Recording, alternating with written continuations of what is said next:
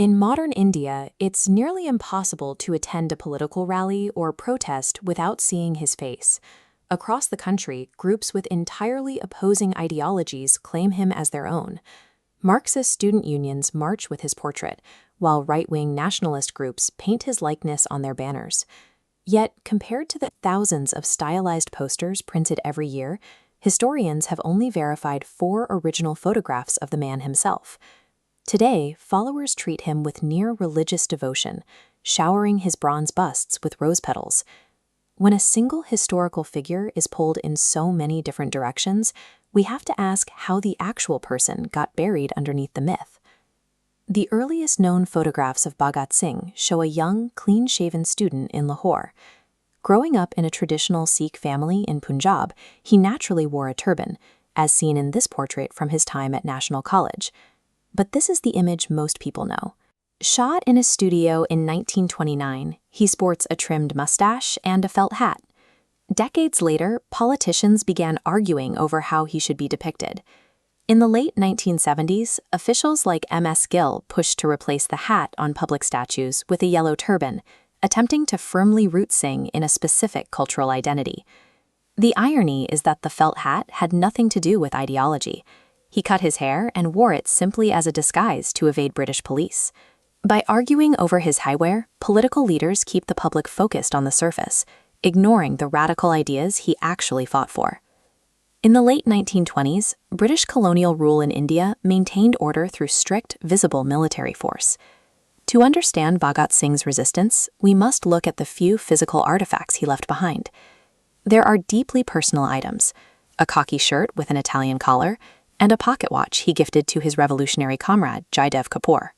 Then there is the evidence of his militant turn, like a hollowed-out bombshell recovered by the Criminal Investigation Department in 1929. That evidence led straight to a first information report for the Assembly bomb case, officially marking him as an enemy of the state. Throwing a bomb into the Central Legislative Assembly made him a wanted fugitive, but the British Empire realized his intellect posed a much greater threat than his weapons.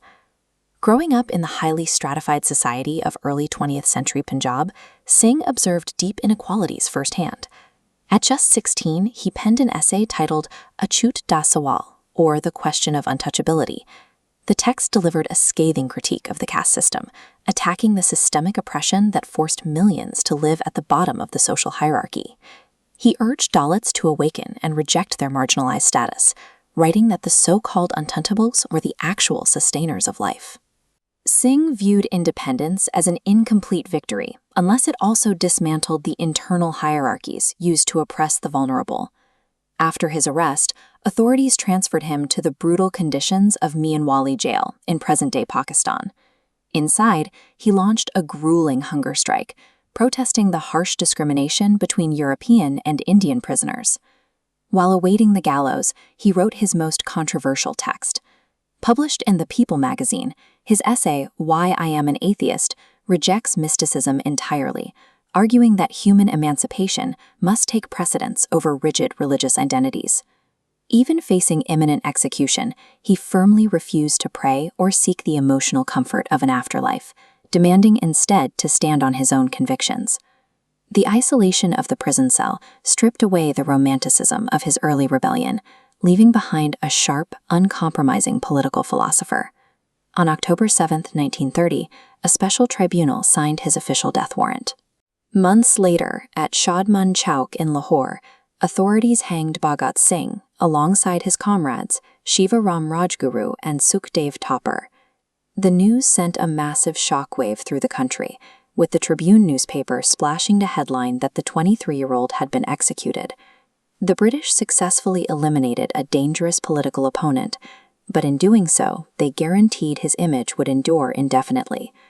Back in the present day, we are left with this contrast: a complex intellectual legacy reduced to a simple line art sketch on a protest banner. When political factions alter his portrait to promote religious fundamentalism or sectarian agendas, they are actively contradicting the principles he laid out in his writings. To actually pay homage to his sacrifice, we have to look past the stylized portraits and engage with the words he left behind. Bhagat Singh's legacy is a fiercely egalitarian blueprint for a unified society, an idea that remains far more potent than any statue or photograph.